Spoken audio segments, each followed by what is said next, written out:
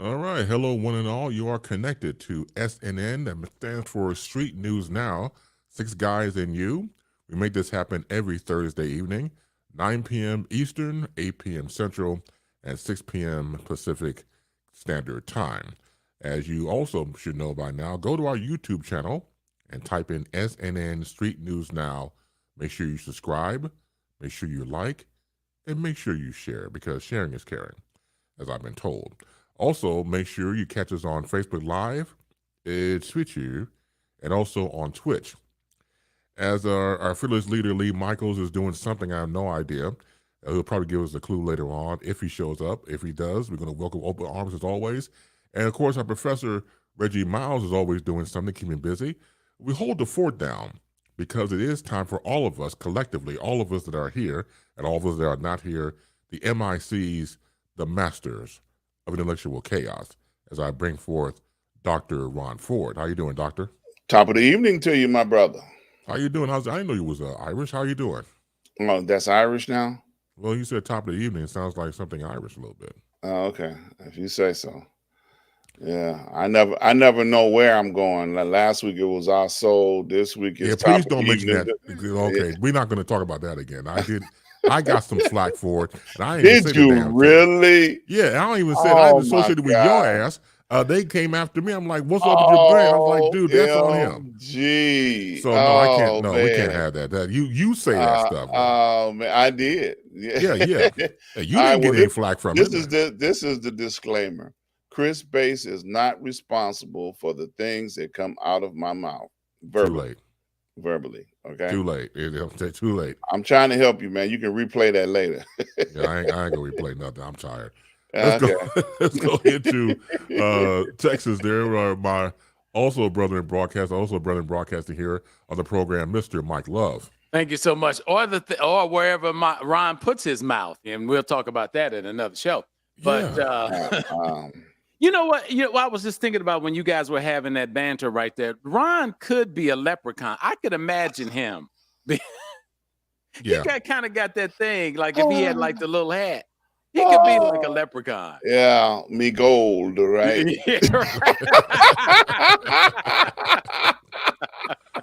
Oh, hell. He could definitely, man. He could pull it off. Gold. Man. Usually when you say something like that, you're doing like this. Me gold. Yeah, right. Oh, no, digging for gold, man. He could definitely be a leprechaun, Jack. He could pull it off, the little short jacket, the little tux jacket, everything. I could see it.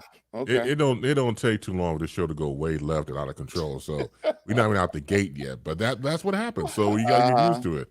Also bringing forth, he's like Mike Love. He changes his name a lot, a couple of times. So now, formerly Buck Wild, Buck Wheezy.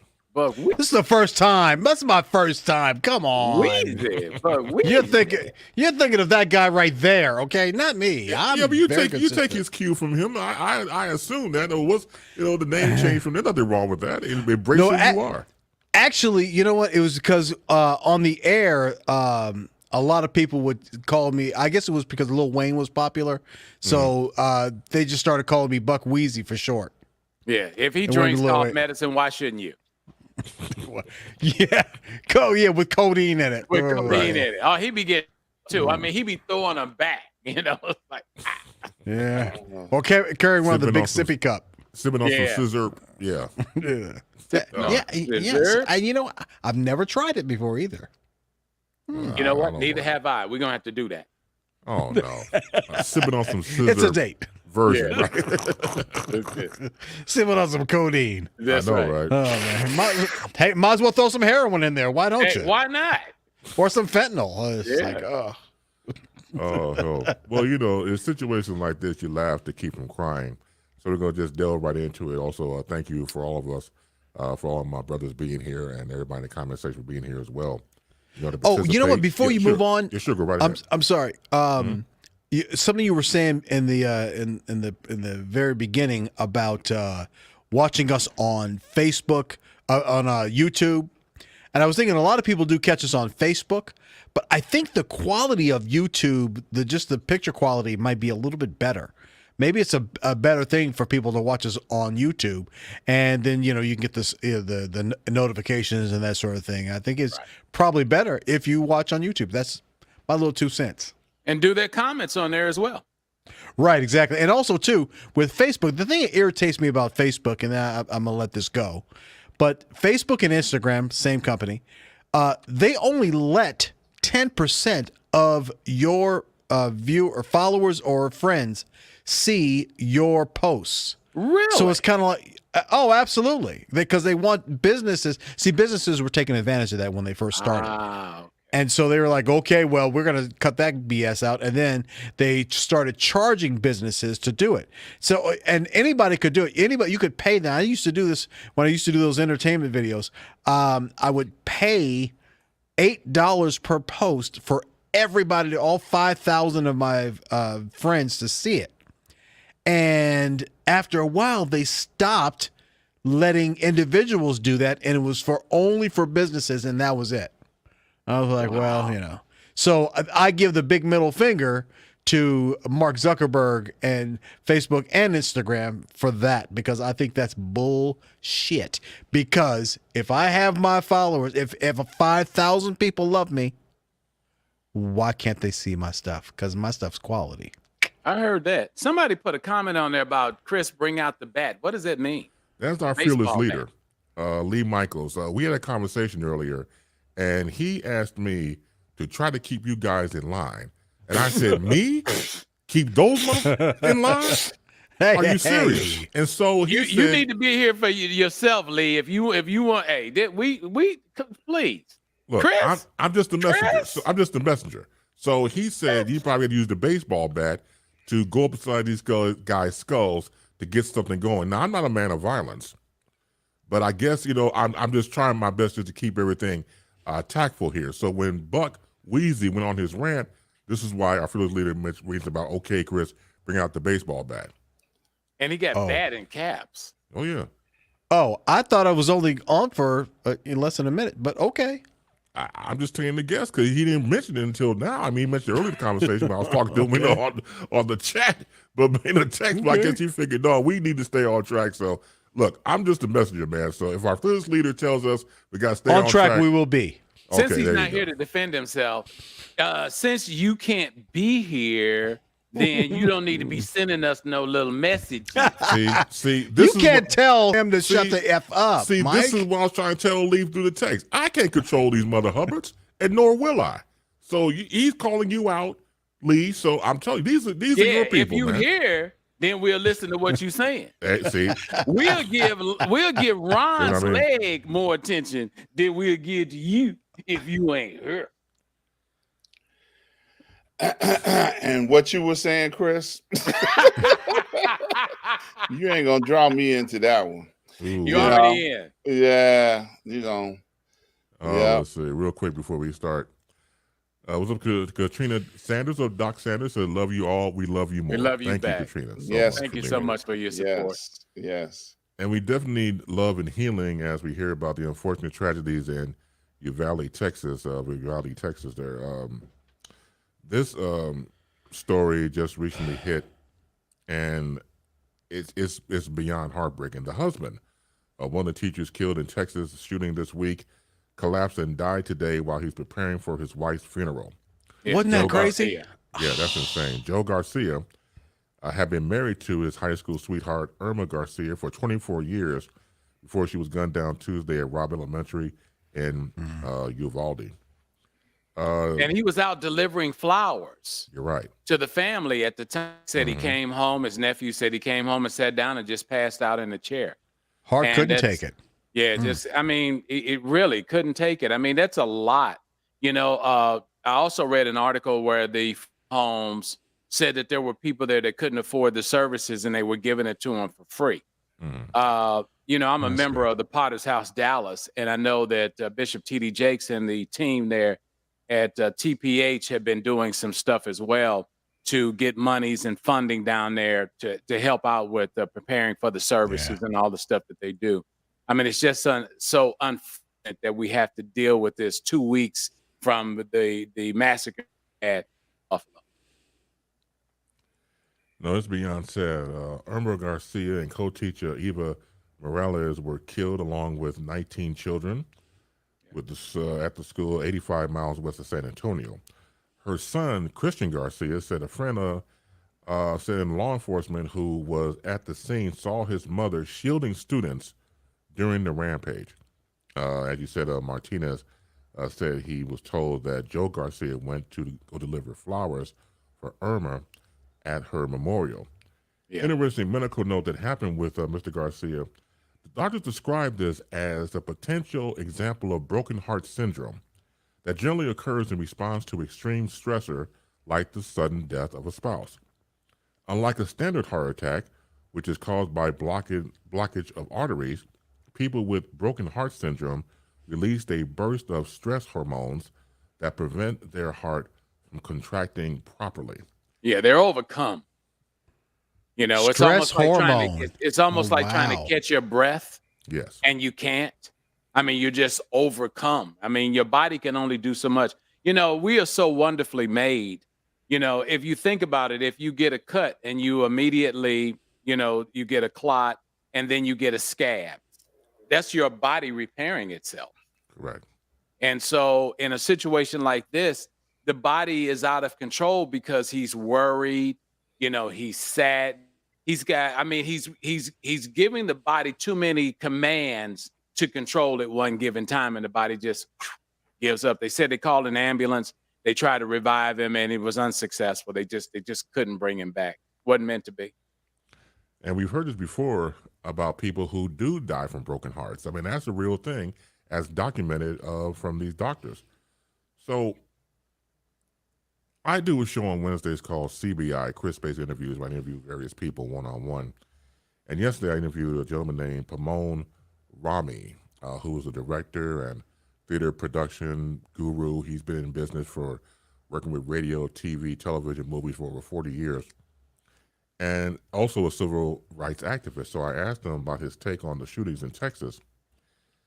He said that he had recalled the time his granddaughter was murdered at 10 years old. She was abducted, taken to the desert, and stabbed 40 times. Then, 5 months later, his older grandson died of an asthma attack. The older brother of the granddaughter that passed away. And that comes to mind for him, feeling all this pain and distraught of a parent losing their child. And as he said in an interview, as a parent, you feel helpless. Yeah. There's nothing you can do. There's nothing you could have said or done for this horrific, evil act to have happened. And when I heard him say this was the first I ever heard of it. I've known Pamon for years, but he's never mentioned that. And I thank God that he shared that, because first of all, he didn't have to. Second of all, the connection of pain and loss to children. In this situation, and once again, his grandson was 21 years old, passing away from an asthma attack. Even the doctor said part of that dealt with guilt, because as the older brother, he felt he should have been there to protect his sister, along with the asthma attack. So I parallel that to the Garcias, when the heart can only take so much, and the heart is already just been destroyed. It's not easy to deal with. So my point in all of this is we just heard about the shootings in Buffalo. Yeah. And this was like a back-to-back. We saw what President Biden was going through in the press conference. He can hardly hold it together. So we have to understand that the politicians, as far as I'm concerned, just don't give a shit. Because we go back to Sandy Hook, 9-10 years ago? It was brought up then about mass shooting in schools, and what do we do about it? And then you have these politicians who are so in the pocket with the NRA, they don't care. I was about to say they care. They give a shit. They care about their pocketbooks. Of course. Yes, absolutely. Yes, they do. Because the NRA is paying them. Of course. But it's sad because it shouldn't be about that. Now, once again, I'm just stating the obvious, but when you have these politicians who really just This should be a cut and dry, no political situation, on a bipartisan situation. Try to find a way to make, for example, these schools feel safe. But you won't, because you're in bed with the NRA, with some of these politicians. And then politicians probably in the NRA, they probably don't even know about, not publicly. They're probably behind the scenes in bed with them.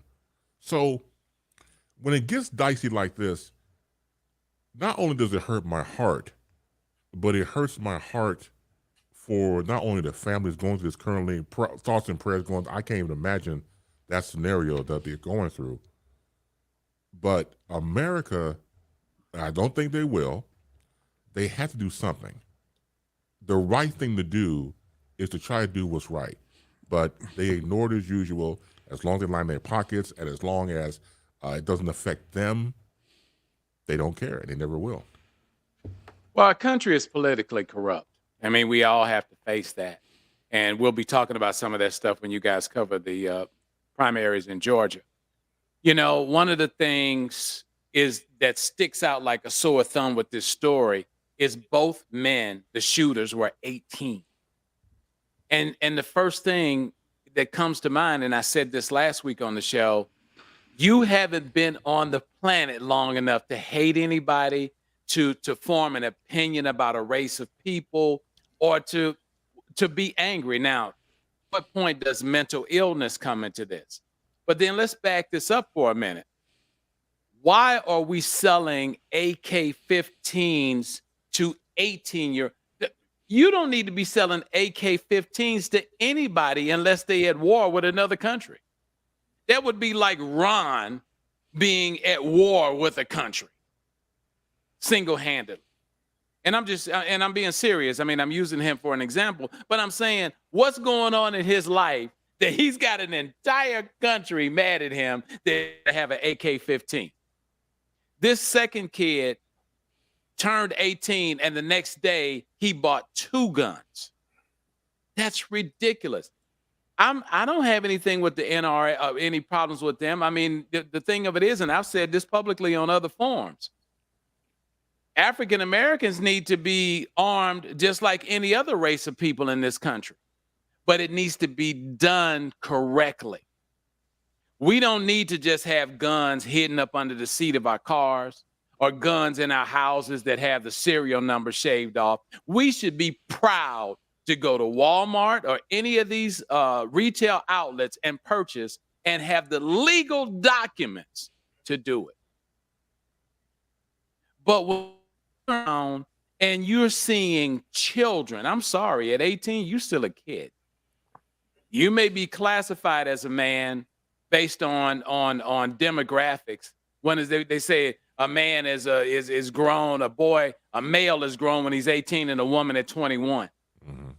But there is no reason why you need to walk into a retail establishment and purchase an AK-15. There's no purpose for it. You wouldn't go, you gonna hunt and eat the animal? You can't do anything with it. If you shot it with an AK-15, he's demolished. What would you be hunting with that kind of arsenal for?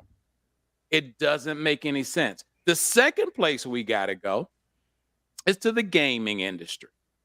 Nobody's talking about the gaming industry that creates these mind situations that you're in a war with somebody or you're attacking somebody. Call of Duty and things like that. Call of Duty. If you that serious, the first thing I would have done is if you want to buy AK-15, let me sign you up for the United States Marine Corps. Let me sign you up for the Army or the Navy. You need to go serve our country. If you think you need that type of weapon, you need to be serving your country. Let's see how bad your ass when they send you over to Iraq, Afghanistan. Why don't you go over there and to Russia and go over to Ukraine and try to help them? Badass. Chris? You know, it's been crazy. You hit it on the head when you said, Chris, that the politicians don't care. They were interviewing on CNN today various, politicians, Republicans, that feel like they have to uphold the current gun laws. And some of the information that the media was asking them was, do you feel it's time to make some adjustments to what the current situation to be able to buy guns is? And of course, several of the Republicans is like, no, no, no, we're not. Just if the Democrats come up with something that makes sense, then we'll look at it and talk about it. So we're not any closer, because they asked the question: do we have the 60 votes to be able to take it to a vote and be able to get it passed? They don't have it. They've got the Colorado Democrat senator talking with one of the Texas elected officials, talking about, well, you all come together and bring something to the floor. We'll see about bringing it to a vote. And nobody wants to look at this and address this. Now, one of the things that also happened over the last couple of days was that Greg, is his first name Greg Abbott, the governor of Texas. Texas. Yeah. Greg Abbott made some very slanderous statements about Chicago in his interview. One of the things that he said was like, look, we don't have in any school violence in Texas to equal the amount of deaths that take place every weekend in Chicago. And so gun restrictions and gun control is not stopping what's going on in Chicago. So why should we begin to start looking at that as a resolution to try and control some of the things that's going on here in Texas? Well, the governor of Illinois and, of course, the mayor of Chicago responded back and told him, said, look, the reason why we got so many difficult issues with guns in our state is because of states like yours that have very lax gun buying policies. So, like you just said, Mike, there's no need for assault weapons in the hunting world at all. These guns are made specifically to kill human beings for war. Yes, and one of the things to further prove what you just said was that some of the bodies of those children that were killed in that shooting were unidentifiable because of the mutilation that those guns did to their bodies. They could not identify those children without DNA from their parents to determine, well, this one is yours, this one is yours. And that's what they had to do. They couldn't immediately go in there and identify those children because those weapons mutilated the bodies of those children. Okay. So,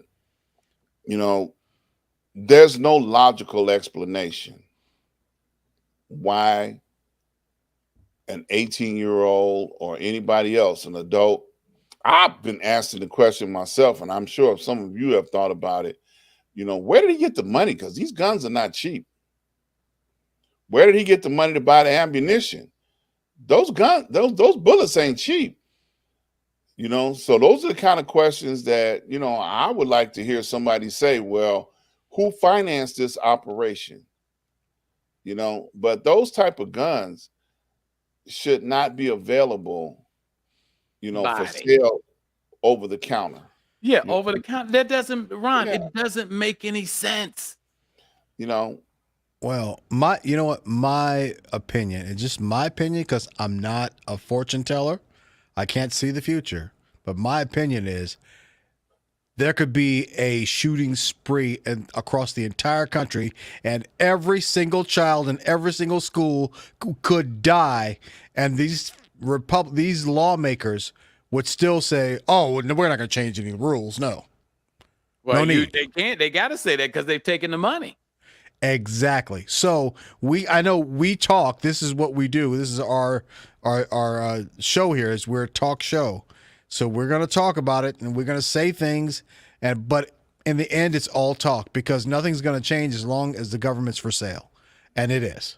Yeah, so, all the politicians are, and I mean, boy, I tell you hit the nail on the head with that one because it's obvious that they're for sale. Mm-hmm. You know, it's not rumor. We're not just guessing. It's obvious. They're not trying to do anything to stop any of these situations. Nope. Or we're going to support the gunners. No, I support the gunners. I just don't support what Ron just said, why an 18-year-old needs an assault weapon. Two of them. Because the NRA's paid for him. Yeah. The NRA has paid for his right to buy them. That's correct. And then going back to what Ron said about where you get the money at 18 years old, because it ain't cheap. Man, that ain't cheap. That's serious money. Man, please. And the ammunition. Okay, when we say not cheap, how much are we talking? Well, let me jump in real quick because our fearless leader, Lee Michaels, has a comment. Assault rifles in general ought to be banned, only used by our military. That's what I said. Right. If a child gets a hold of a gun, the parents need to be held responsible, lock all of them up. Absolutely. And then maybe we'll see some changes, he says. Now, at 18, he's an adult. So that's going to be difficult to do. That's why we have to go back to the retailers who are selling these guns and saying, okay, we got to, everything has to be negotiated. It's unfortunate, but that's just how this country runs. And most of it's behind closed doors. So you got to go back and say, okay, this ain't about the gunners. This ain't about taking away your gun. Because like I said, I've been very vocal about, especially for African Americans, you need to be legalized to vote and to possess. It's nothing that.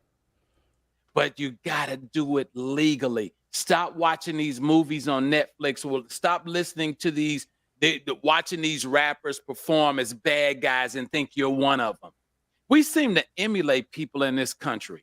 And it's just not African Americans. It's white folks and Hispanics and Mexicans and every other race that's here. We seem to look at figures in the media and want to be like them.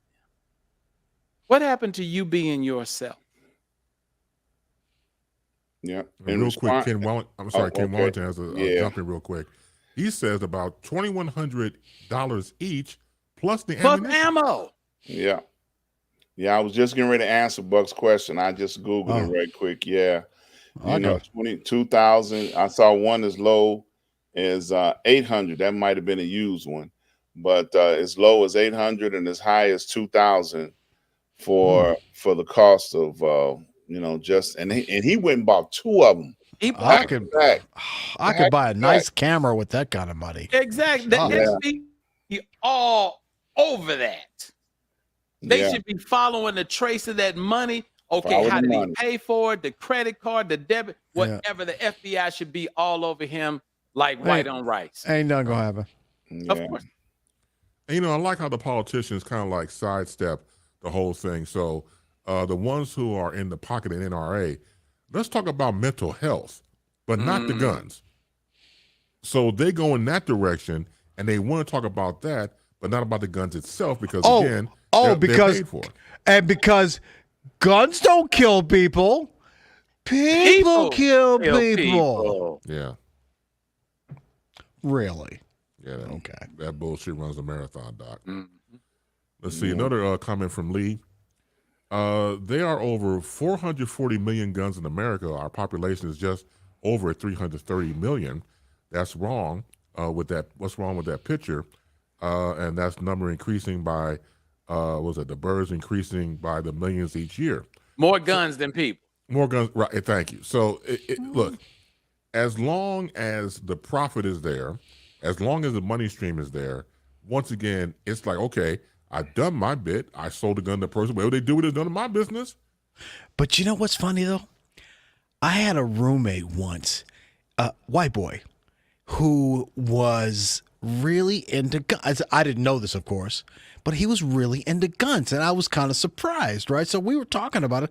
Of course, I'm inquisitive. I'm like, what is your fascination with these guns? He had these really expensive guns. He had like a gun collection, right?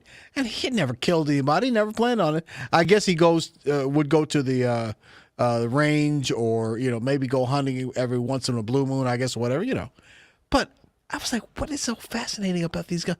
Man, I just love them. He used to work at a gun store, and I guess he fell in love with guns, over time, or whatever, and just started buying these guns. For some reason, people who are into these guns, they are fascinated by the guns, by the machinery. I don't know what it is. I could not figure out that.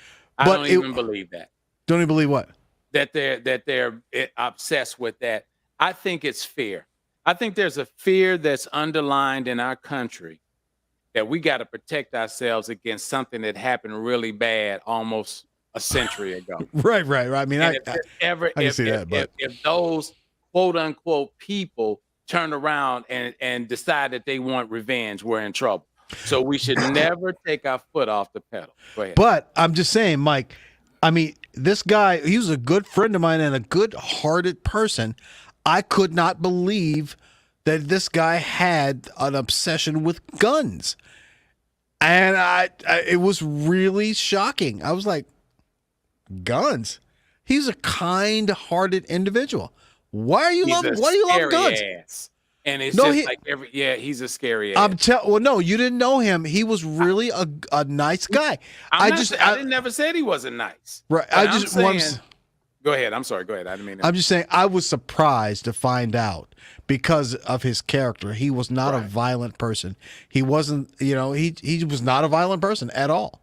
And I was just, I was puzzled. Right. And I'm puzzled with you. But what I'm saying is we as we look into this psychology of what's going on, it to me over and over again, this is stemmed from fear. There is a fear that is traveling in the air that I got to have this gun. Now, he may get in front of you. They may get in front of other people and just talk about, well, I know everything about guns. Like I know everything about phones. I know everything. You know everything about cameras. I saw the audience at large doesn't know that we communicate with each other probably 3 or 4 times during the week. And we were talking about a new product called the Rodecaster Pro 2. And just everybody breaking it down, what it was going to do and how it was going to do it and what this was going to happen. It's the same thing that they do with the gun community. Right, exactly. Yeah, it's the same thing. But I don't understand it.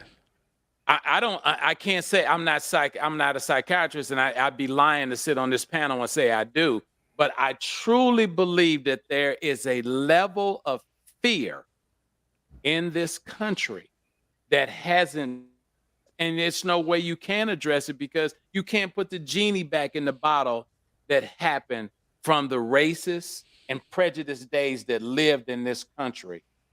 And now you're trying to figure out a cute little way. Let's take a little red ribbon and put on it and say, well, just in case, you guys just this little cute button, just in case you just get riled up one night while you're playing bid whist with your friends, and all of a sudden you get to thinking about racism, and then you get mad and you decide to come after us just like we came after you, and we'll be protected. I'm sorry, it's some of that there. Chris, I don't know if it was Katrina, somebody talked about, what was the last comment that popped up? Well, Katrina or Ken about the background check, or no? It was I think it was Katrina. Can you look at her and what was the last thing that she put up?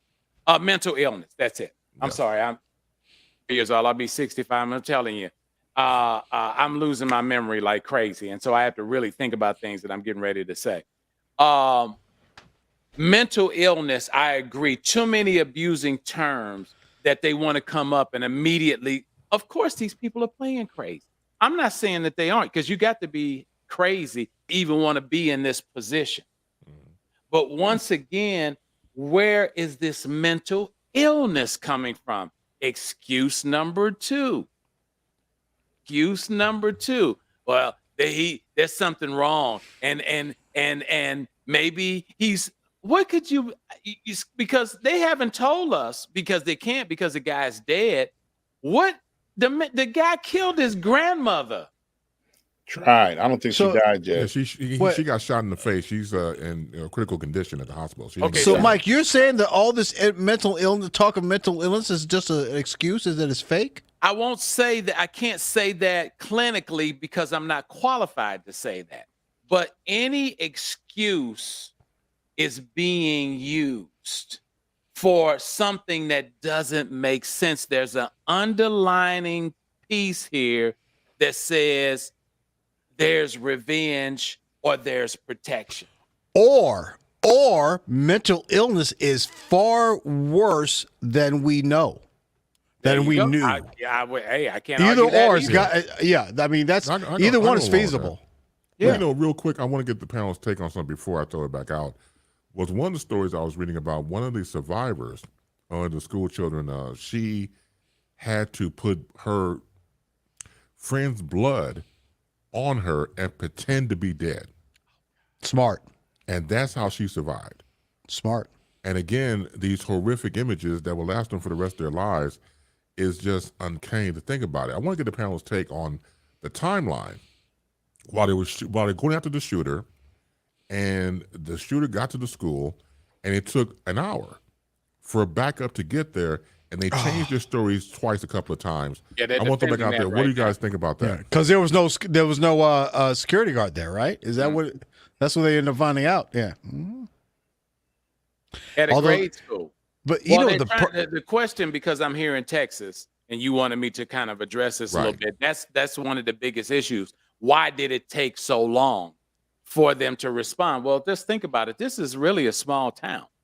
And to be encompassed with a massacre of this size, and I call it a massacre because 19 people obviously were killed.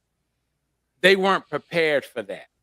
If you've ever lived in a small town, if you've ever been somewhere where nothing really bad happens to people, it's unbelievable if somebody in charge or a dispatcher received a call that there's a mass shooting at the grade school. Would you believe that off the top of your head?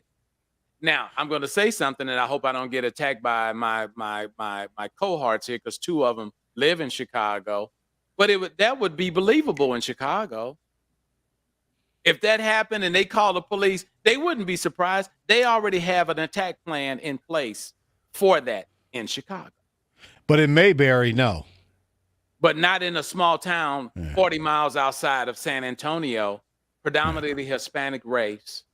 Everybody there is just pretty much going by, And in the South, where the things are a little bit more laid back. Well, to address that, I think that going forward, and I know this is kind of like after the fact, they're going to have to change the method of operation all across the country. Absolutely. So they're going to have to prepare for situations like this, whether they've had it happen. They're already doing that, Ron. They're already doing drills. All the time. One of the kids was on there talking about the fact that they have gone through drills like this, and they do it like 2 or 3 times a year, where they go through drills. I forgot what the active shooter drills, what they call it now. They're doing it. But one of the mistakes that was made in this scenario, which they pointed out, because the Texas Rangers are investigating there, and it's very fluid, the investigation. They're saying that the door that the shooter entered into was open. Yeah, I saw that. Crazy. And once he got into the building and started shooting, and once he got into one of the classrooms, it took an hour for the Border Patrol to arrive and end this situation. Now, they've been having every SWAT commander on the news that they can come across, and they said protocol is to neutralize the shooter at all costs right away. That's just standard procedure.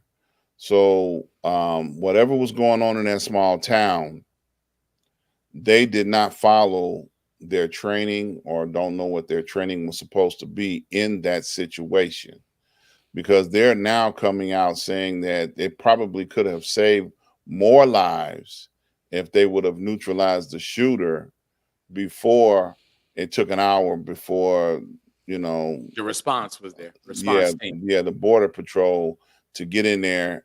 They knew what to do. When they got in there, they knew what to do. They took that fool out. Right. Okay. So everybody else that was sitting around doing, perimeter, rescuing as many people as they could, everybody has a role to play in a situation.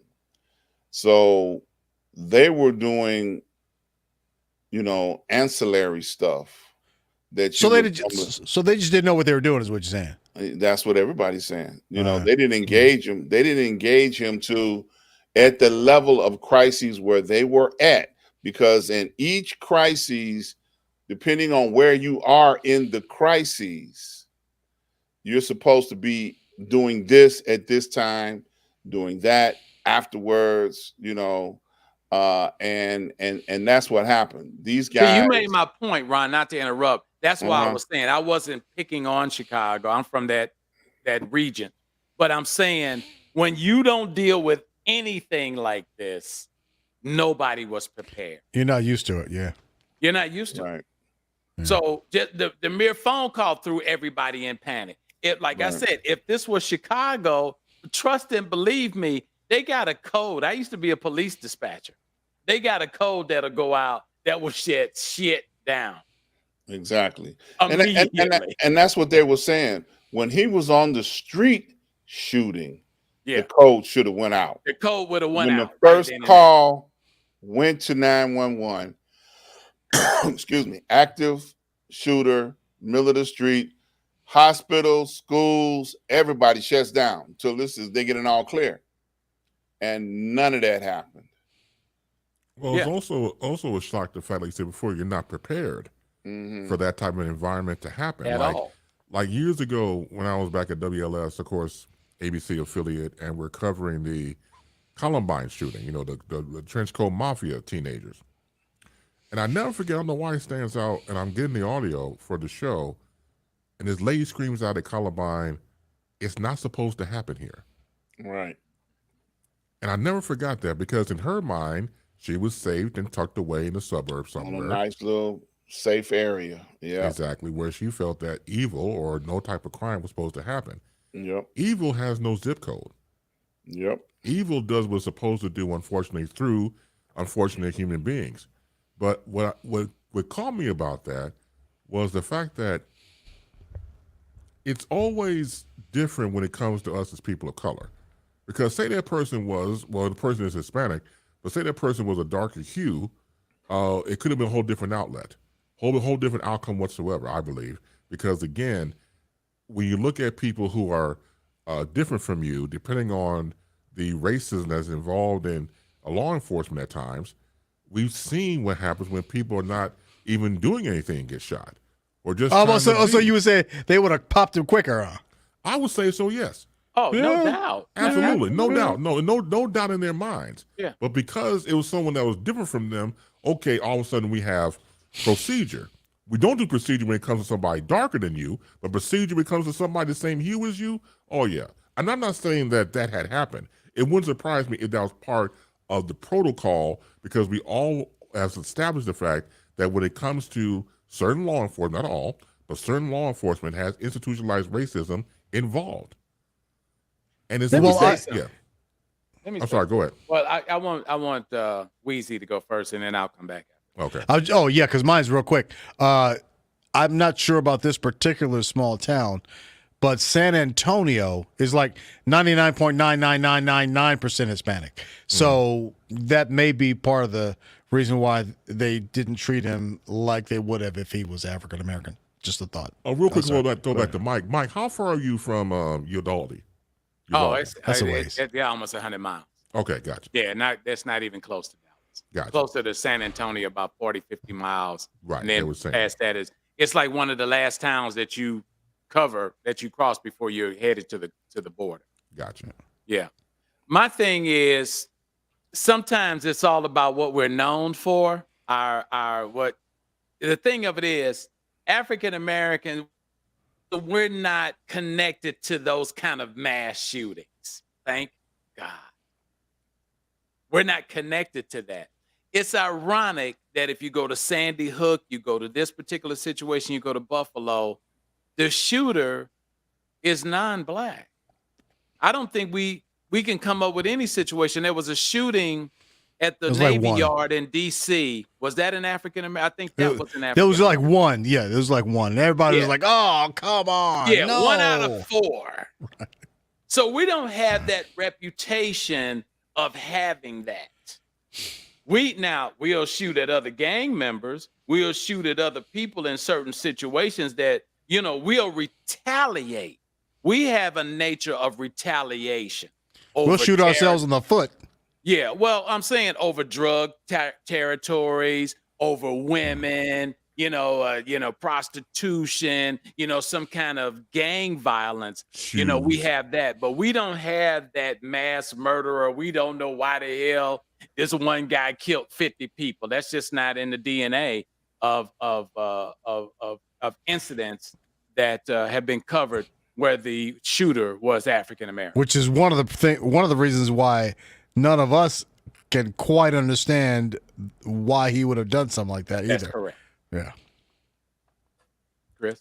Yeah, it's again, I think that when you break this whole thing down, it's not easy because I believe, like anything else, we're getting a certain part of the story, not the whole story.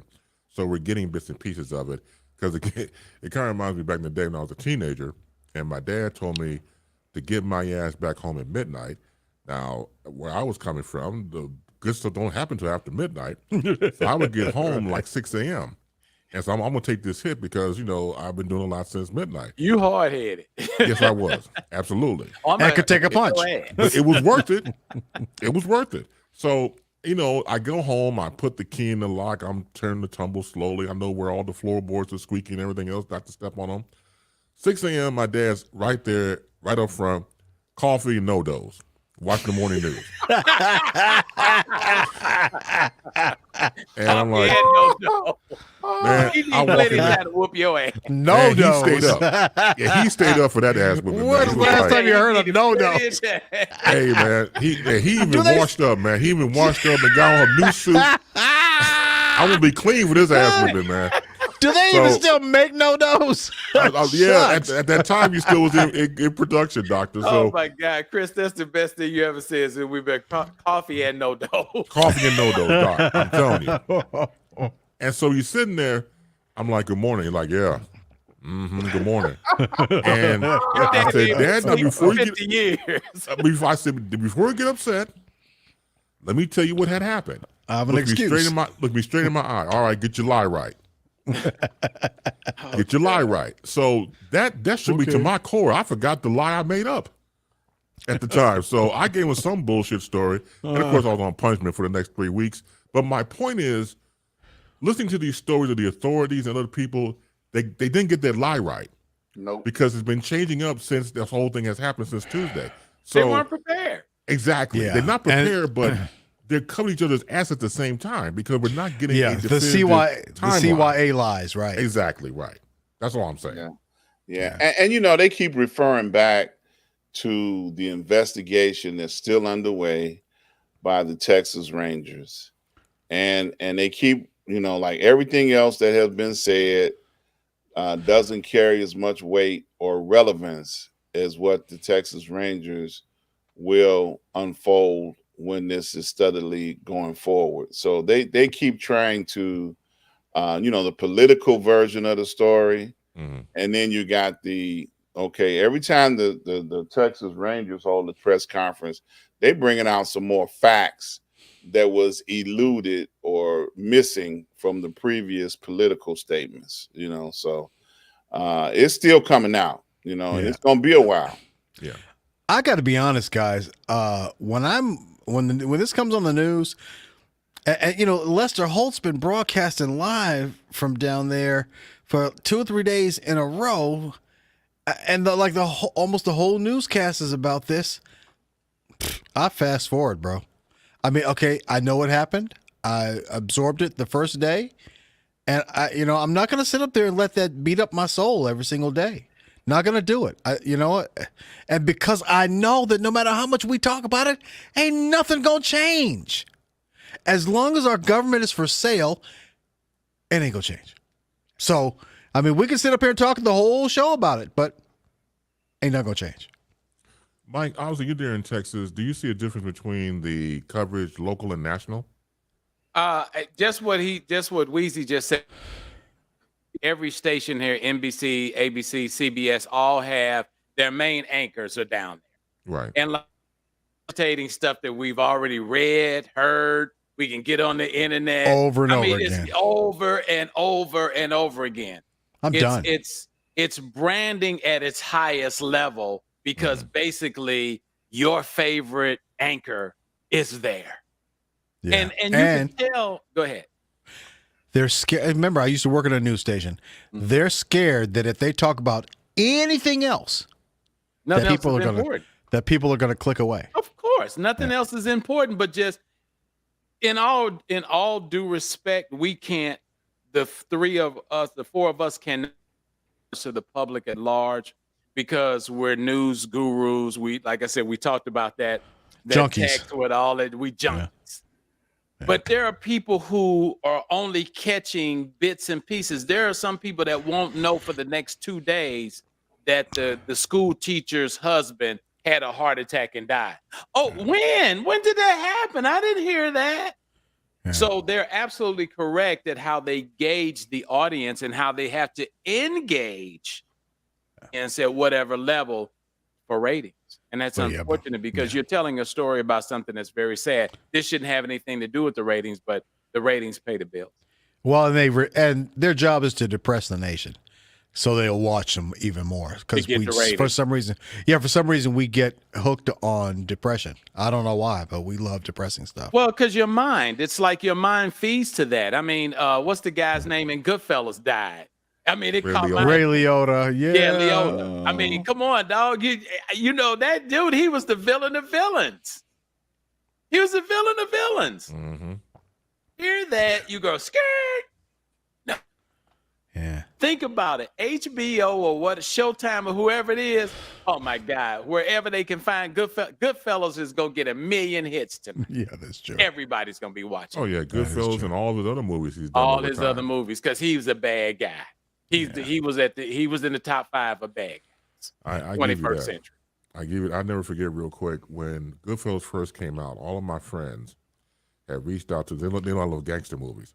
They was like, dude, this Ray Liotta guy, he's next up, man. He's the truth. He's next up. He's the next De Niro. And I kid you not, I went there with all these expectations. I was not disappointed.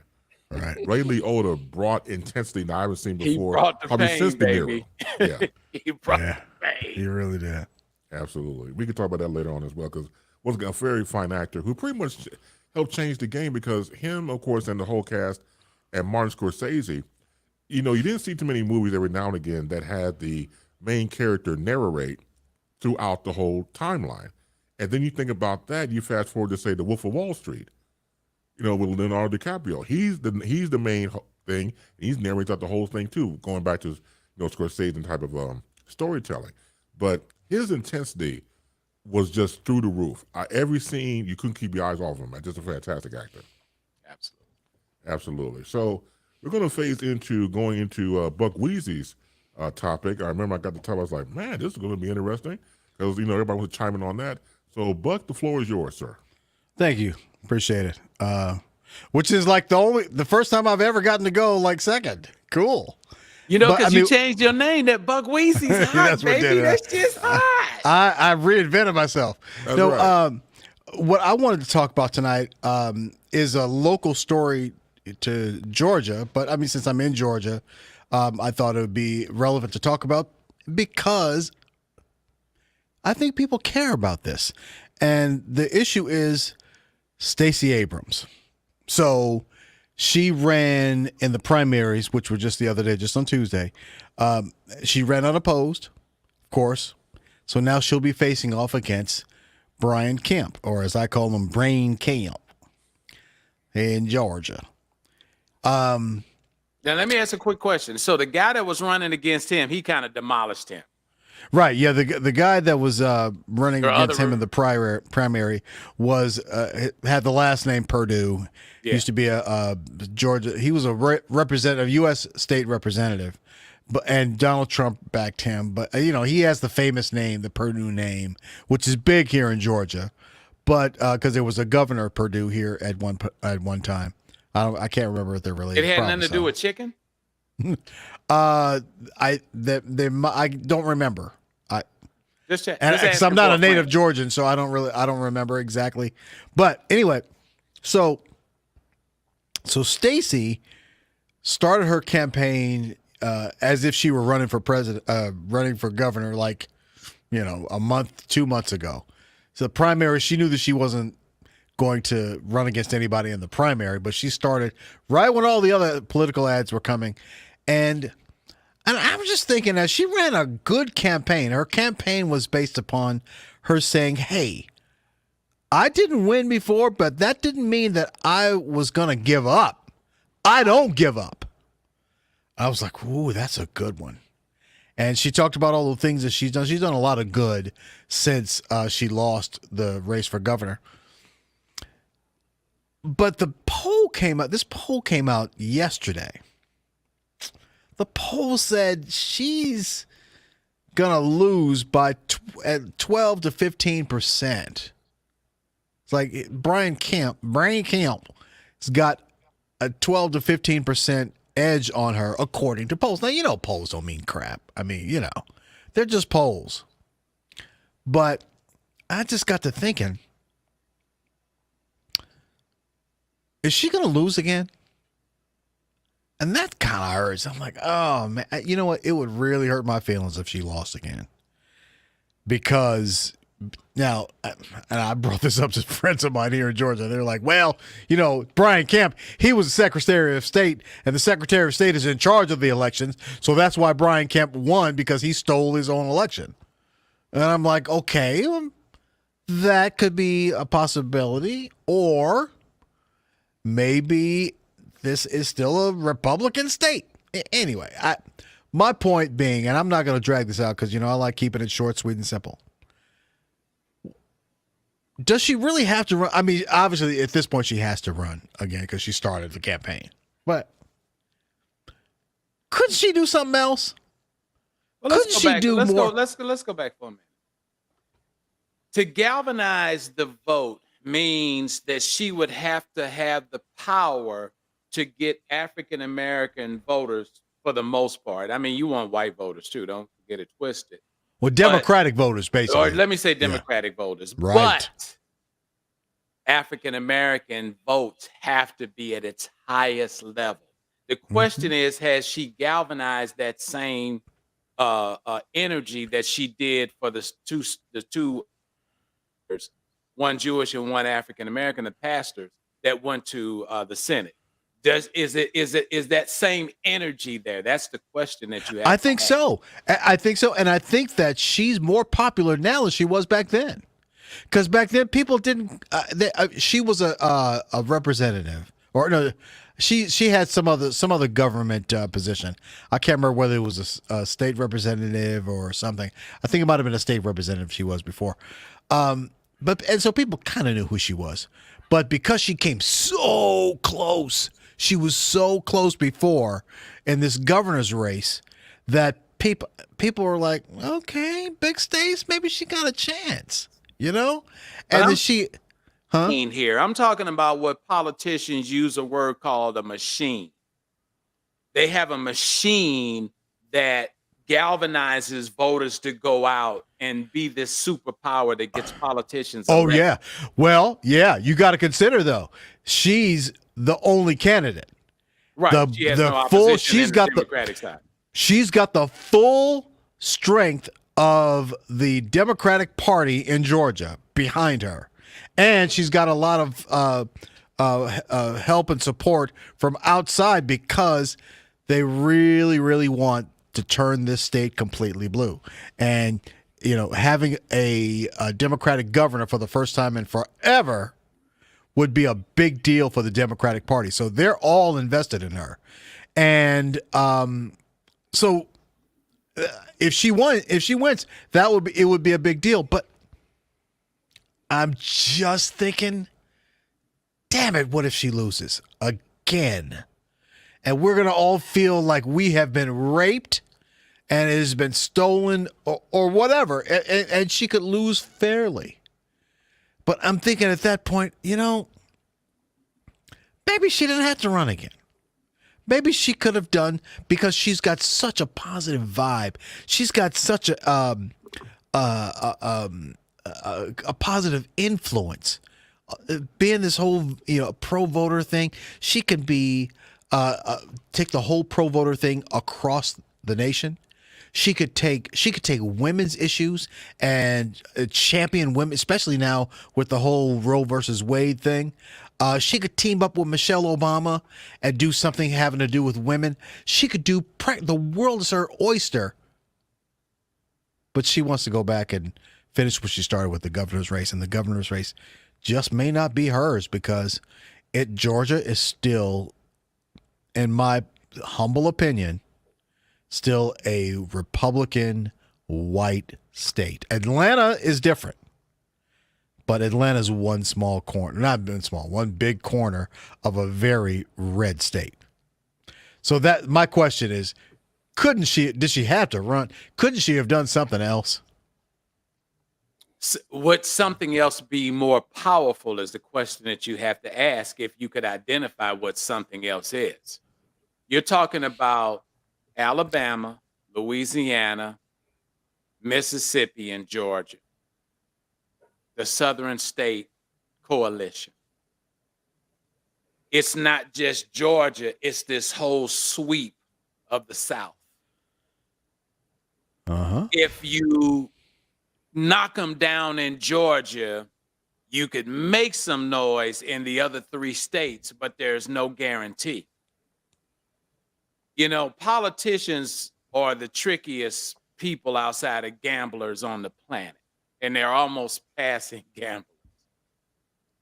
And what we don't have control over is color versus the political. Oh, yes. Goodness, we lost your mic. Say it again. Okay, let me say this. Okay, now, a white Democrat may... Oh, we lost you again, Mike. A white Democrat may not vote for her. Did you hear that? Yes. A white Democrat may not vote for her? Yes. Why? Let's put white in front of it. Okay. I just named Louisiana, Mississippi, Georgia, and what was the other state I said? Louisiana. Louisiana, Mississippi, Georgia, Alabama. and South Carolina. Alabama. And Alabama. You could throw South Carolina up in there too. Yeah, you could throw them up in there. But those right there, you got to get past white. WHITE. Yeah. And I'm not saying that as being, I'm just saying you got to get past it. Go ahead, Ron. Yeah, no, I was just going to say that I think that the momentum that Stacey has put together is a very powerful momentum. First of all, she lost and she didn't go nowhere. She stayed in the race. Right. Sometimes many political figures sometimes have to run more than once for the same office in order to achieve that office. And sometimes people look at the fact that she has determination and the ability to be able to stay in this race, win, lose, or draw. I think that, they're writing playbooks about her methodology and what she's doing that can carry over, universally spill over into other states outside of Georgia. I think that her voice, is a very powerful voice, and I wish her all the luck. I would like to see her take that seat because there's so much work that still needs to be done in the state of Georgia that won't get done with its current governor. Okay, he's not thinking about nothing but him and his boys. So when she gets into office, she can begin the process being able to think universally. That's something that we do as Black people, African Americans. We think about everybody. We just don't think about ourselves. I think about Harold Washington in Chicago, when he took over Chicago, he did not just think about the African Americans or the blacks or whatever they called themselves that week. He thought about everybody. He thought about people in Chicago, period. And he eliminated the fear factor that a lot of people were afraid of. Oh, Lord, City Hall going to go to the black people. It's going to go to the dogs. Oh, Lord, it ain't going to never be right. Well, he showed them, that, hey, we can still be a powerful economic base, and some other folks can eat other than the ones that always eat when they're in office. So, and I think she can show this tactfully and powerfully when I'm gonna say when, I ain't gonna say if, when she pulls in the power that she has behind her. Like you say, there's national momentum behind her. There's people that are throwing money behind her because they believe in her. She was on the list when they were talking about appointing a female Supreme Court justice. She was on the list. Her name gets thrown around in a lot of arenas. So she's not just a local gal, as y'all say down there in the South. She ain't just a local gal. She's on the national stage. And being on that national stage, she has shown people that she can handle herself, and she brings something to the table. So it might be some, like Mike would say, some white Democrats that might not feel comfortable about voting for her. But then there's going to be some folks that are going to be motivated to get out the vote, that are going to be motivated to get out new voters, because that's what it's going to take. It's going to take all of that. In the primary on 2 days ago, Warnock won. So he is definitely going to be on the ballot, running for an opportunity to be in that seat full term, for his own, winning it in an election and being there for his own term. So there is an election change going on in the state of Georgia, and it's happening right before our eyes. So I for one look forward to some of these things being able to evolve and going into a positive place where we can see some positive results coming out of some of these elections that are going on, not just there, but in other places as well. So it's a lot of elections up right now where Democrats need to get out the midterm vote. They need to get it out. It's mandatory, and with all the things that are going on in the country, I don't think the Republicans can write themselves as a shoo-in anymore. What do you think, Chris? I think Stacey Abrams is a voice for a generation and beyond. It's something about her that is not the average politician. Right. There's something about her that has an aura about herself that she is the real deal Holyfield. Something special, right? Exactly, right. There's that X factor that you're born with. It's not manufactured. You have to be born with that. Michelle's got that. Michelle's exactly. got that. Yeah. Exactly. So you said before about what else could she do? I believe that just because you're down does not make you out.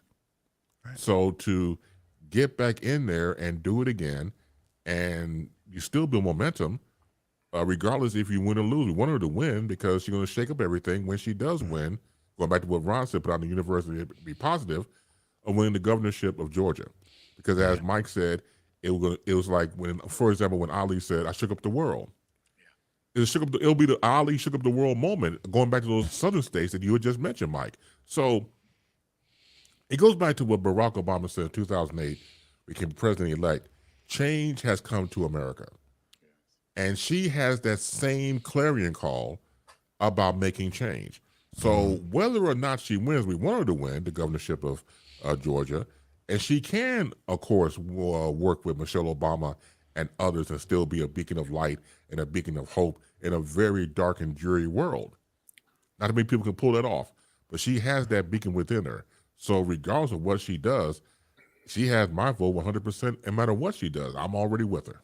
You know why I brought it up, right? And why I have this fear about her losing, right? Expound. Because the Republicans, they can play dirty. Oh, and you should see. Listen, you should see some of the ads that they run down here. All of the ads from the Republicans are targeting her and just slinging mud. I mean, and the mud that they're slinging is just total speculation. Well, Stacey Abrams would do this. Stacey Abrams would do that. It's like, bitch, how do you know?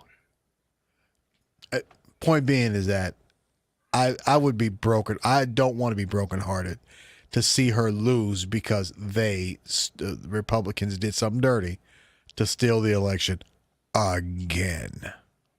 You know, change is hard for everybody, Buck.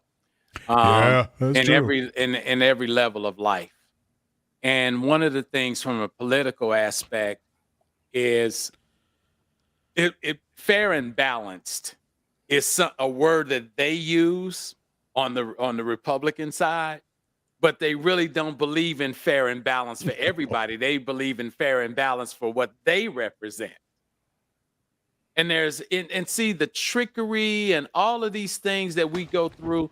This country has come too far to be caught up in depressive era politics. The things that happened in the 20s and the 30s and the 40s. It's so ridiculous that we even talking about this and going through this. It's utterly ridiculous. We're sitting there holding another country at large, bombing them like they're nothing, like it's a Monopoly game. And we're over here afraid to even give an opinion of what's going on because we can't handle what's going on here, else known think about getting in World War III. And that's because we're locked into a position that we can't get out of because of fear. Both sides.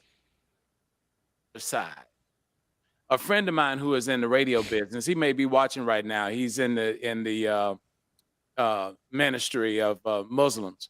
And he said that he believed, he said that Minister Farrakhan said that we, in this whole reparations situation, that we should have black states. And I have publicly said, I will not live in an all black state. That's what it feels like in Atlanta sometimes. Because we're not prepared. We're not prepared for that kind. The country wasn't built on that or what it is built on. But someone continues to manipulate the program. As Ron eloquently said, and Chris as well, Stacey has become a symbol of openness. Let's get past all of that.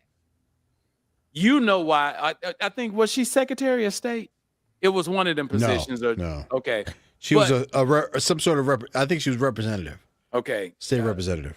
But whatever it was, the thing of it is, all these positions hold power that is already designated by what it means and what it does. You don't have to go in there and be trying to toss it around and make the job something that it's not. And that's what these politicians do. The job is and the thing of it is, she's trying to get this message out to her fellow politicians, not just Democrats, not just Republicans, but and not just independents, but everyone.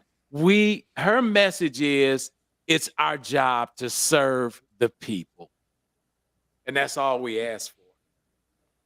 Yep. That's so true. What ties this all in is I believe that all of us to some degree want some sort of hope. And sometimes hope is what we just have left after all what we go through. And hope is what we can hang on to. I'll be the first to admit, it's not easy for me to grab onto hope because what I see around me is negative. But if hope's all I got, then I got to hang on to it with both hands. And we have to have the mentality, because if we let the bastards really take over, and they have already infiltrated our lives, our neighborhoods, our families and friends, there has to be some sort of bastion of people who say no and push back against it. Those people you have to rally around, and those people we should be communicative with, because if we're not communicative with them, who else and what else do we have? We have zero. We have nothing at all. That's right. So Stacey Abrams, look, I'm a sci-fi head. Just the fact that Stacey Abrams appeared on Star Trek. Oh, man. Right. That was beautiful. That was it, right? Man, was it president of all the nations? I mean, oh, my God, that was lovely. Oh, they were sending a message. I mean, Yes. that was sending a message of Yes, it was. what it should look like. President of Earth, son. There Earth. you go. Nice. Yeah. And you know, that goes back to what you asked originally, Mr. Wheezy. She can do more than one thing at one time. Yeah. Well, you know what I think it is? Honestly, I think that Uh-huh. in order for her to move up the ladder, and whether that's running for president or whatever at some point where she can affect real change, she has to have some wins in her column. You can't lose your way to the top. You got to have some wins. So I think maybe that's why she's going back and say, okay, you know what? I've got to, not just to check it off, because a lot of people are like that. You know, they got, check things off their to-do list or their, what do you call it? Their bucket list. Bucket list. Yeah. I don't think that's it at all. I think she's like, well, okay, you know what? I can't let this go as an L. I've got to come back and get a dub in that column so that I can move on and prove to people that I can win. Yeah. And being a governor of a state puts her in line to run for a national office as well. Because she's got the vibe, she's got the energy, and like you said, Chris, she's got something special about her. And let me tell you, I didn't really like her at first. I met her. She was kind of cocky, but it wasn't that she was so cocky. It was the fact that she's so smart, and her vocabulary is at such a high level that sometimes she talks over people's heads. And I think I'm fairly smart. It takes a lot for somebody to talk over my head. And so I felt that she was kind of like that. She was trying to show off how educated she was, but no, she wasn't doing that at all. She's just genuinely brilliant. smart. She's brilliant. But you got to remember also, Buck, that being a woman in politics, she has to be that person. Absolutely. She has to be. But because she's a woman. Look, that's a good point. No, that is a good point, Ron. But you know what, though? We still live in a man's world. So men can't feel intimidated. And also, I hate to say this, but you know how women are. Women are kind of catty, and they, if they feel threatened by another woman, like who this bitch thinks she is, I think that there's a certain level of humility you got to show in order for people to want to vote for you. Yeah, I understand what you're saying. You're right. You're absolutely right. Remember when she had to go before the subcommittee, and they were challenging her on whatever the topic was, and she had to break those old school, whatever subcommittee it was, she had to break them down, in such a level to where they stopped messing with her. They stopped talking to her during that committee because, like, okay, we don't want her on the witness stand no more because she is just too much. She ain't backing down. She's Obama level smart. Yeah, she's Obama level smart. She did all of that. Yeah. And that's what we need that's what we need in representation, and not just for African Americans, but for Americans, period. Because we come in some of the things that we do and how we're represented on a national basis. And I think at times you met her in person briefly, Buck, but some people like that are just, I wouldn't say cocky, they're confident. And that confidence is what they've established, is who they are on a regular, and that's what you get. And like going back to what Mike said, representation across the board. I want no damn knucklehead. representing, you know, what I believe in. I ain't I'm worried representing about my the damn color. self. I'm worried about who the person is, the individual. Do you know when I started really liking her though? Is that as after she lost, she continued to try to do good. She didn't go away and get some private gig working for some law firm making, you know, millions of dollars a year. She said, okay, I didn't win this time. That's all right. I'm going to stick around and I'm going to do a lot of good here. And that's when I started liking her for real. I'm like, oh, she's like really genuine. Like you said, I saw the genuineness or whatever the word is in her. And I was like, she's the real deal. She's the real deal. And I believe that, see, for me, watching her and God bless his soul, Representative John Lewis, I think they have a kindred spirit, those two. I think the baton was passed between Lewis to her. Yes. And she has that same spirit, that same aura walking to the, is very similar between John Lewis and her. So if anybody has the baton of progress from John Lewis, not taking anything away from other people that know him, I would say it's Stacey all the way. But very new school. Oh, of course. Very new school. Oh, yeah. John Lewis is old school. She's very new school. She's very modern. That's the way and I put Andrew Young in that category as well. Mm-hmm. Yeah, Andrew Young, yeah. Absolutely.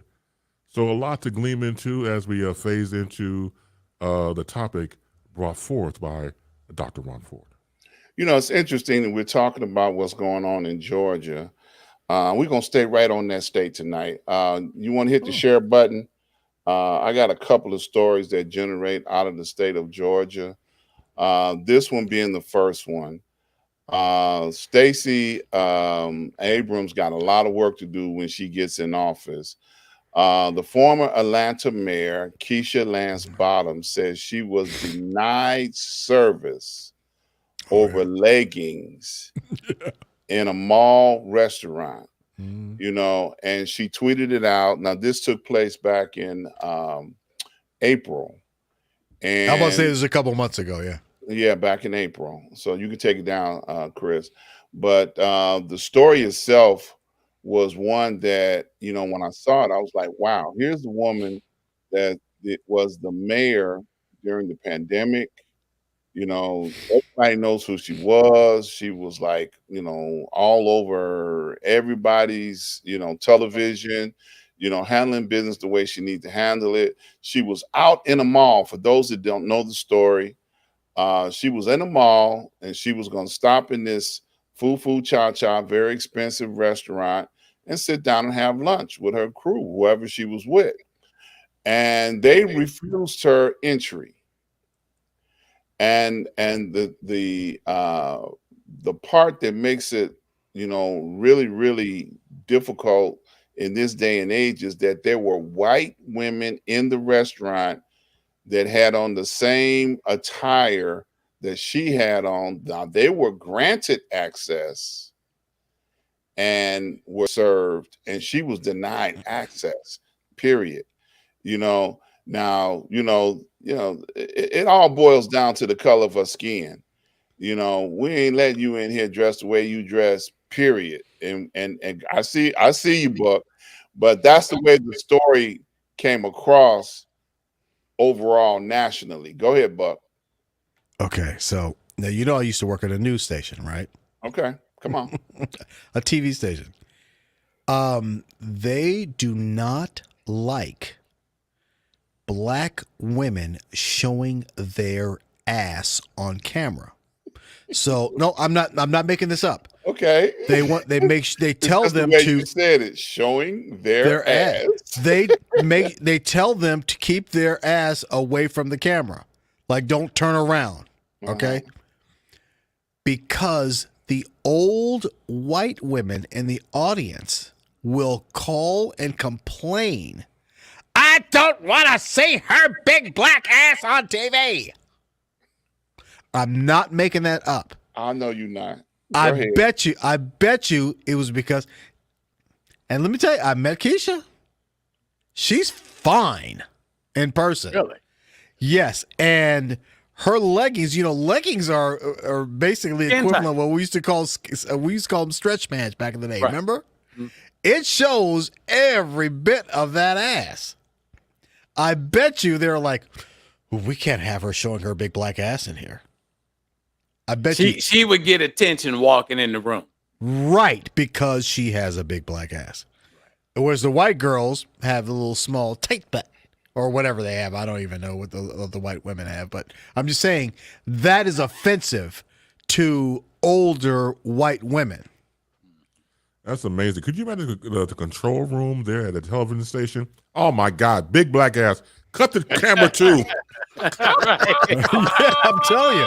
Back up from the big black ass place. The consultants will tell them, and the management say, "Listen, you can't show your ass on TV."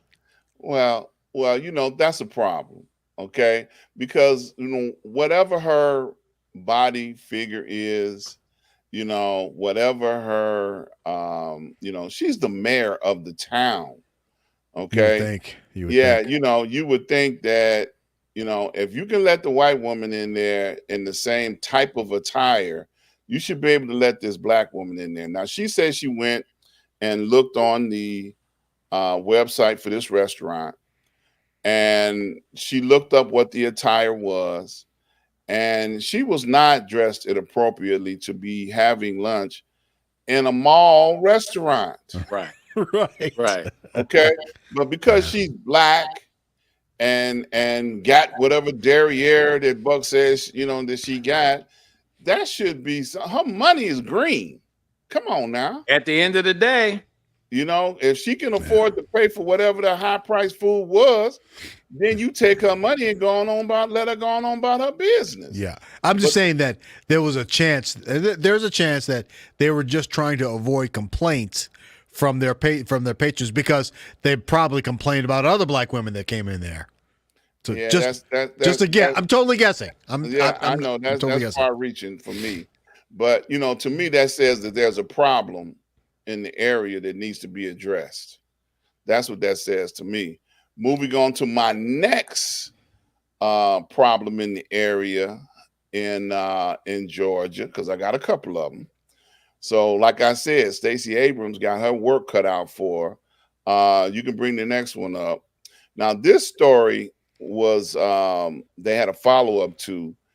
This was the gentleman who was the sheriff that reached in and grabbed Judge Hatcher's titty at a sheriff's convention. Okay. Now they just had a recent update on this, like within the last week or so. That's the sheriff.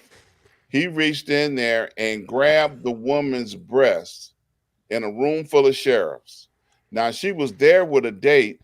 A brother turned and looked the other way, and he looked back. This dude got his hand down in her shirt. They had him on the news today, interviewing him. Right. They reached down and grabbed him. He grabbed his arm and threw him back.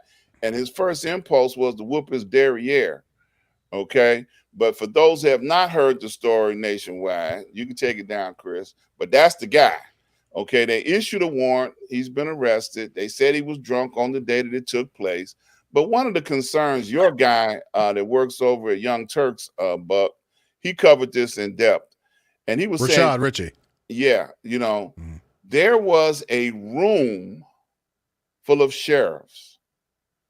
And the way law enforcement works in Georgia, a sheriff in Georgia has authority all over the state. Okay. Oh. So he was saying that sheriff could have been taken into custody by any of the other sheriffs that were in the room. Mm-hmm. But nobody took authority and took this man into custody for sexually assaulting this black woman. For those that don't know, Judge Hatcher is a black woman, TV judge. Right. Okay. For those that don't know, okay, we're gonna assume you don't know. Okay. I have a question. A 72-year-old black woman. That's what's so funny about it. What was her response when he She was in shock. She was terrorized. Did she scream? Did she say stop? What was the response? Okay, according to what I understand, she probably couldn't believe it. Right, that was it. Well, I'm not talking about what she thought. I'm saying, what everybody she went else. into shock. She really. That's what she did. She did like She froze. You know, Okay, she was all like right. she was stunned. You know that this has happened. she was And like, then "Is this nigga touching She my should have screamed. breast?" Where I'm yeah, going with this well, I situation. mean, you know, but she went into shock. Right. So you know, this guy left the premises and then disappeared. Of course. Okay, so when she filed a complaint against this guy, you know, and then eventually he got arrested, like within the last week or so. You know, they finally brought charges against this guy and put him in, arrested him, gave him a real cheap bond, by the way. But the brother that was with her is the one that is actually, giving the interviews right now, talking about what he felt about what took place. Because she hasn't, at first, she didn't even want to talk about it until the lawsuit was put in, the charges were put in. So She's a judge. She knows. She's smart. Right. Yeah. So, she brought charges against this guy, and eventually he showed up to answer the charges.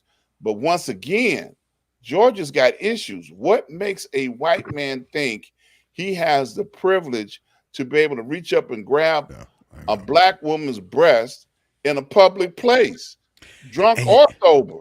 And you know what? When I saw the story initially, I didn't know it was her breast. I thought that they were, standing real close and he was talking to her and his hand just kind of, started rubbing on her ass. I'm not making this up because, she's a black woman. She probably got a fat ass. Well, I mean, not probably, but because she does. I looked it up. I did. I mean, she's 72. Chris got the look.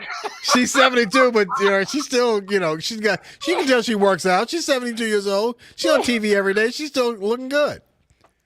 But I was like, when I found out that it was her breast, I'm like, what the hell was he thinking about? Her breast of her dress. Oh, it was inside the dress? Yes, he reached his hand inside of her dress. It wasn't just on the outside. It was on the... Buck, I would not lie to you, man. That's crazy. Yeah. It was assault. It was sexual assault. That's the charge. On a 72-year-old woman's breast. Makes no difference how old she is. She's a black woman who's been assaulted in public with a room full of officers, sheriffs. What was he thinking about? Well, your guy, his commentary said, well, his thought process on it was the fact that, most white men in Georgia love degrading or trying to put a person that's in power and authority in a lesser state than them. Like, I grabbed your titty, that means you beneath me. So that was the kind of rationale that he used when he explained this incident, because it was his talking about it. It got my attention, like, damn, that's deep, And I'm like, and then for nobody to arrest him, which is a very valid point to this story. It was a room full of sheriffs. Wow, that's crazy. Everybody in that room had the power and authority to arrest this fool. And beat his ass. She should have clowned him. That's where she missed the opportunity. She should have screamed. But as Buck keeps saying, she's 72 years old, man. She went into shock.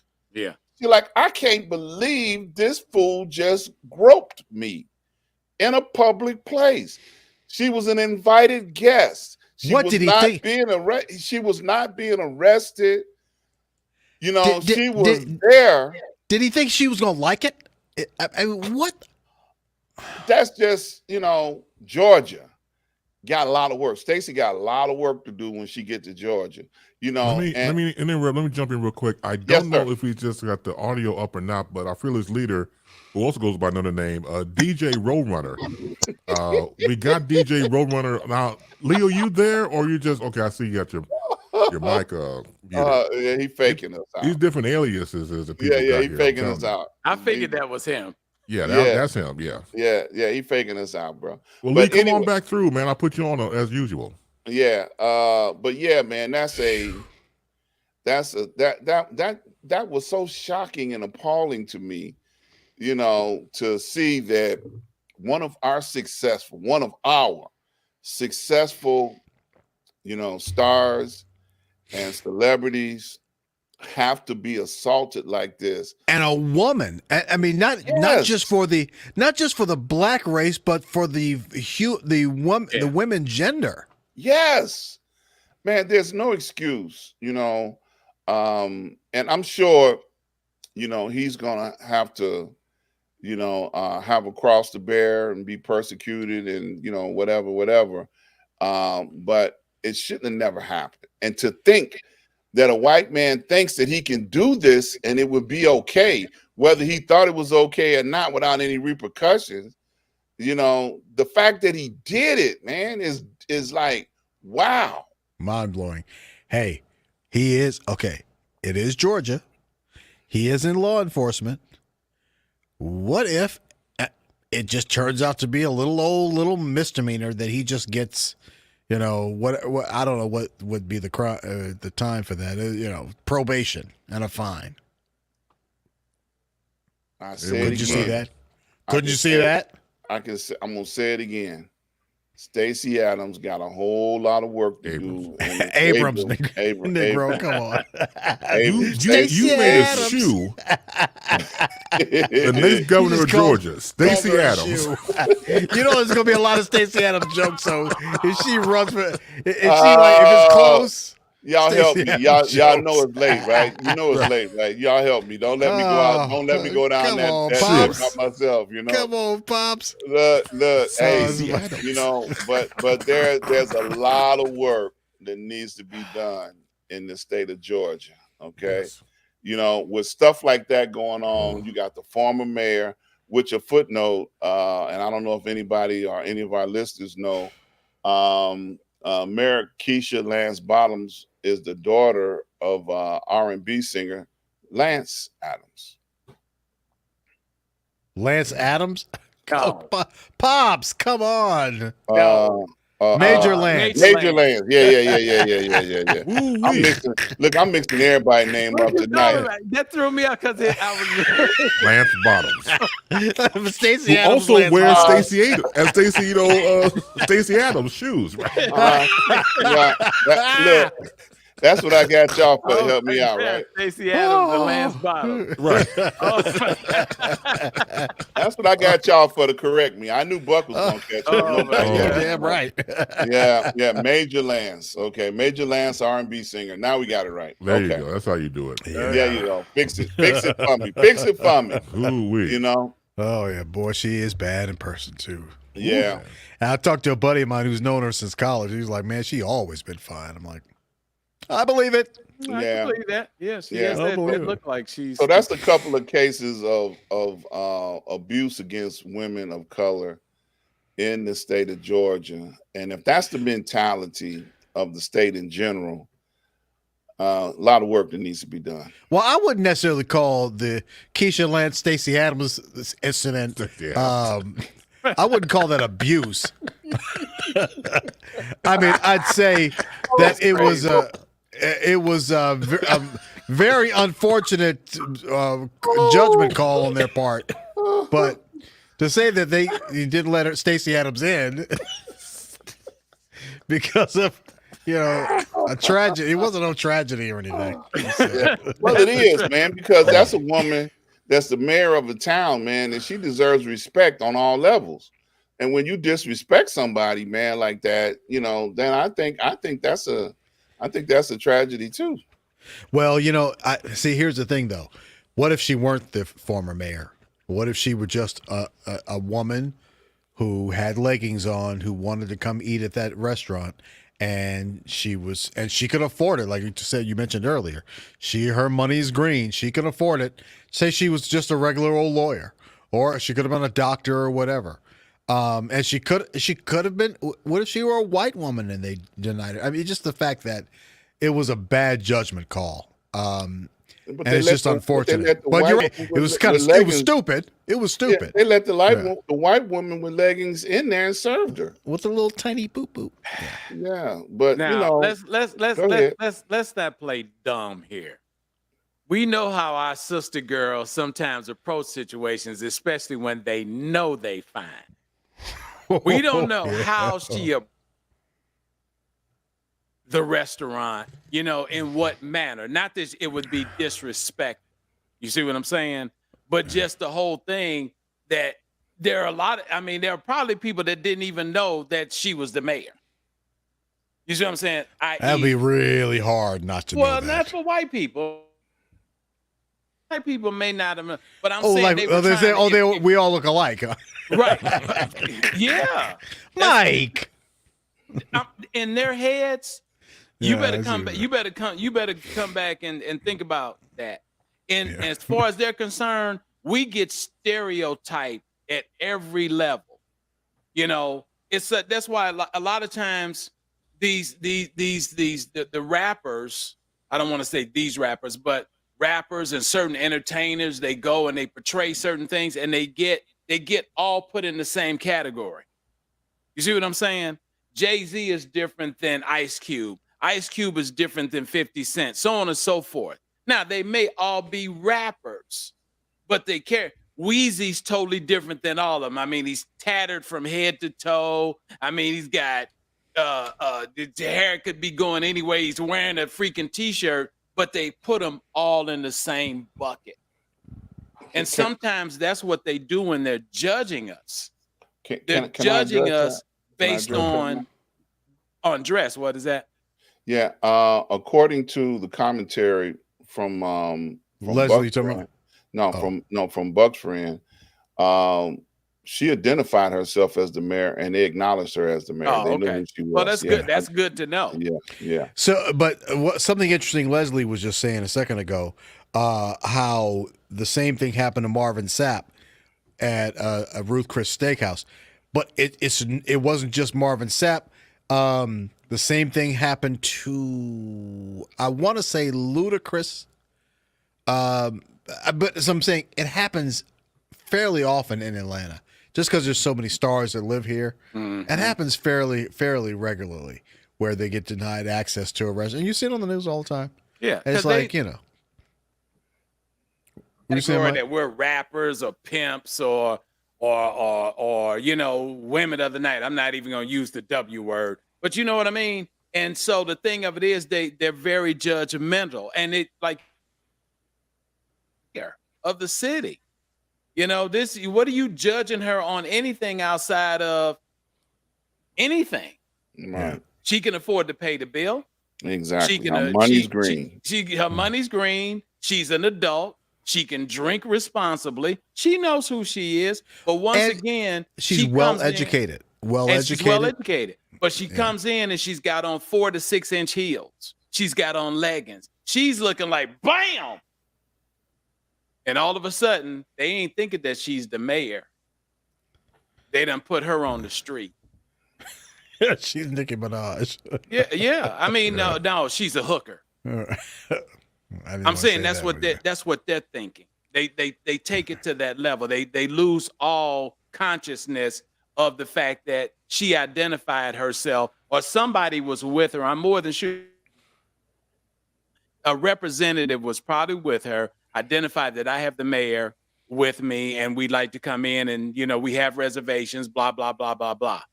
And then somebody goes in the back and says, hey, the mayor's here and she wants to come in with her entourage and they all look like they're about to stick us up. See, that's how they do. They turn this whole thing. Well, you know what? We know that you have reservations and we'd love to have you here, but right now we're a little busy. And, we don't just have the room to accommodate you and your entourage. Well, it was a mall restaurant. They probably didn't. It probably wasn't a reservation. Probably wasn't a reservation thing, but yeah. It doesn't matter. I'm telling you, they freak out. That's why we have to be Lyota portraying a gangster, and they know the difference that he's an actor. We portray something, and now we're living that role. That's what we are. All of us are drug dealers. All of us are gang members. That's the world we live in. I feel sorry for that, TV control room back there. You can't show leggings, and you can't show heels, and you can't show black ass. Please cut the camera too. Yeah. Hey, Have you noticed you don't see news anchors, no matter what they look like, female news anchors with leggings on camera, or jeans, or any? They almost always have to have a dress on. They all almost all because the little old 78-year-old women, white ladies at home. You got ladies of the night on there reading the weather. They will call and complain. Of course they will. Except in South Florida. They can get away with that in Miami. Only place I've ever seen. Maybe LA. Hello, my name is Ethel. I'm calling to complain about the news whores on television. Yeah, they do that. You can't have no news whores. I got a question, Buck. I understand that she's still going to be mayor until January.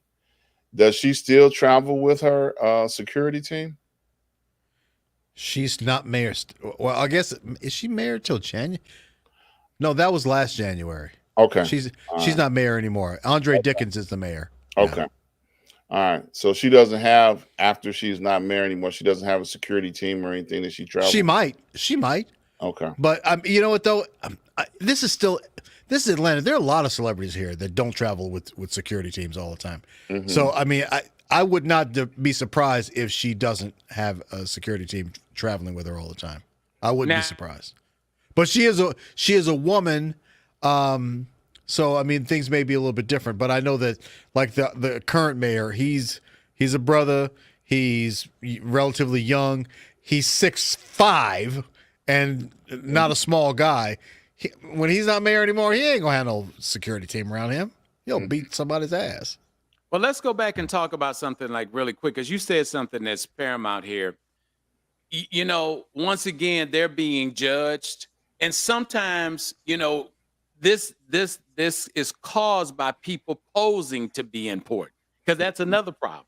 You'll get people that walk into that's why, and they wonder why they're getting these Gucci stores and they're in these different places, because they come in like, you know, they high dollar and they just dressed and got the lace wig on and the whole 9 yards, and then they mess around and they don't buy anything. And in some cases they end up getting caught stealing. So once again, I'm not saying that that's a reason not to let the mayor in, but sometimes the stereotypes do get mixed. Chris, can you bring up what Jed just texted a second ago? He says, Mike, are you saying the stereotypes filled in the blanks for the situation? Sometimes. Because the stereotypes are being played from both sides. You got people who are walking around acting like they Nicki Minaj, or acting like they're Megan Thee Stallion, or they're acting like these people. And they're not. And that's harmful to people who actually work for a living and actually have. But you know, themselves. This city is, and I don't know, unless you spend a lot of time here, you might not know that Atlanta is, when they say Black Hollywood, it's not just because there's so many black stars that live here. It's because everybody's trying to be seen and that's what be I just somebody. said. Exactly. I'm just backing up what you were just saying. Yeah. And it's even worse now than what it was 10 years ago. Damn right it is. Mm-hmm. Yeah. And not to mention that they got colleges there that are putting out, educated people that are in every genre. I'm sorry, Chris. I didn't mean to cut you off. Go ahead. Yeah, I'm done. Yeah, I'm done. Yeah. Well, as we continue our theme, that's what I'm saying. Mm-hmm. You get these people out here, and it makes the people who are legitimate sometimes get, caught up in that, because you got people walking around thinking that they stars. Well, and they also don't know. I mean, there are a lot of very, very rich people here that you might not even know that they're rich or know who they are or whatever. Right. But it's Atlanta. You see Lamborghinis, Rolls Royces, just literally all the time down here. So it's kind of like, yeah. As we continue our theme with black folk, Walmart's attempt to commemorate Juneteenth with a new ice cream didn't go over so well. The company is apologizing for selling Celebration Edition Juneteenth ice cream under its Great Value label. The branding sparked a backlash, or should I say blacklash, with many people on social media. No pun intended. Pun intended. Share and celebrate African American culture, anticipation, emancipation, and enduring hope. The label on the red velvet flavored ice cream red. Juneteenth holiday marks a celebration of freedom and independence, is what a Walmart spokesperson said in a statement. However, we have a few items that cause feedback and for some of our customers, so we sincerely apologize. We are reviewing our assortment and will remove the items appropriately. Other Juneteenth-themed items to appear on sale include party plates, according to a tweet. Now, others on Twitter are encouraging shoppers to buy Black-owned Creamalicious ice cream from Target instead. I kid you not. Juneteenth on June 19th is now a federal holiday after President Joe Biden signed the bill last year. It's the oldest U.S. celebration of the end of slavery, marking the day in 1865 when Union soldiers arrived in Galveston, Texas, and informed residents that the Civil War was over and slavery was abolished. African Americans and others have long marked the anniversary, much like the 4th of July, with parties, picnics, gatherings of family and friends. So, as we all know, people are making money off of us since whenever.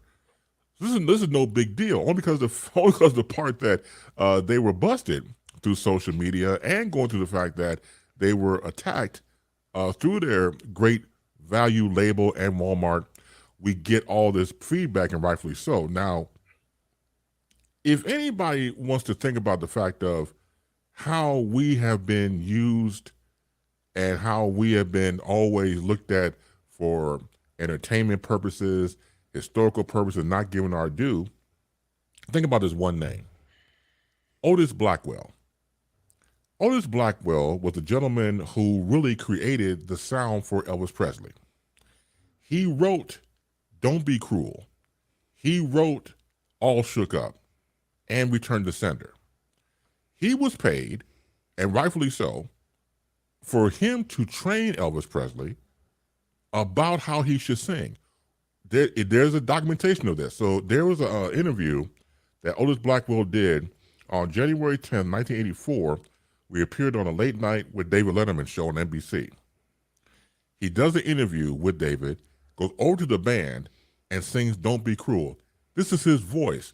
When you hear Elvis do, oh, don't be cruel, I know it's a bad imitation, but he was mimicking Otis Blackwell. Otis Blackwell was the one who created the sound for Elvis. It wasn't even his voice. He created the sound and only the cadences and how he sung because of Otis Blackwell. So this is not a new one under the sun. It just bothers me that it's amazing when people who are not us try to make money off of us. It's ironic they got an Elvis movie coming out too. You seen the preview? Exactly. I've seen the trailer for that, right. Yeah. I know they'll address that part, probably not. But Otis That'd Blackwell be cool if they did, though, right? It would be really cool. It really would be, yes. Yeah. Oh, anyway, do you understand that skeletons would be jumping out of graves? It'd be fun. That sounds like a nice idea, dog. It'd be fun. Yeah, it would. It would be. But I love skeletons jumping out of graves. Yes, you gotta preserve Graceland.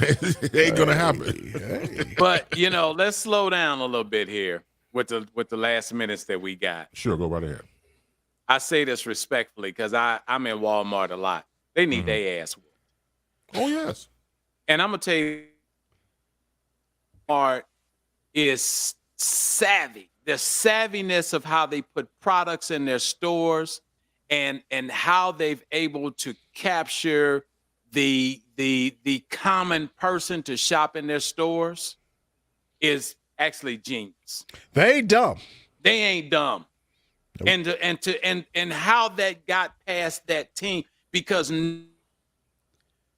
it's ever put through the Walmart chain doesn't go without this inspection and where they're going to put it, if it's going to be at the end. You know what it is. And it's a problem throughout our entire country. They don't have no black folks in those meetings. They just needed one black person who wasn't an Uncle Tom to be in one of those meetings. So, okay, now this is my next idea. It's a Juneteenth ice cream. What y'all think? all it need to be is one black person say, Biff, that's not a good idea. The black guy hit me. You need your ass. Yeah, whooped. black people are not going to take kindly to that. They're going to blast us on social media. That's not going to be a good thing for us. It's going to be a bad look. Yeah, bad look. But bad you're look. right. And hold on a second. And that's sure. if they listen, because Yeah, that's it. sometimes they don't listen to the black guy. And they're, oh, shut up, Negro. You don't know what you're talking about. Yeah, we know more about black folk than you do. And like, could you imagine once again the PR happens. office? All right, everybody, here's the pitch: Juneteenth ice cream, one bite and you'll be free at last.